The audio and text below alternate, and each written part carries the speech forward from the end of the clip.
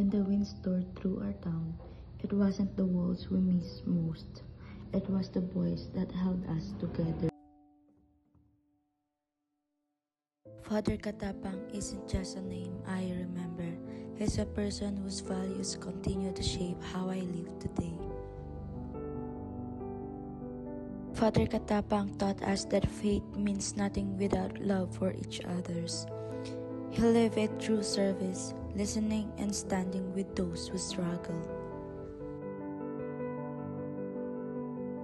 He always reminded us, do what's right even when no one's watching. Integrity isn't about perfection, it's about consistency and conscience. Father Katapang believed that faith isn't just prayer, it's how we live, how we lead, how we love. It's showing up for others every single day.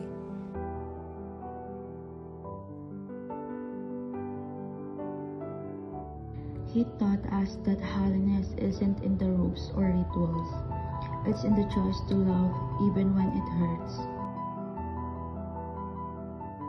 These aren't just lessons, they're legacies, and I'm grateful to carry them forever.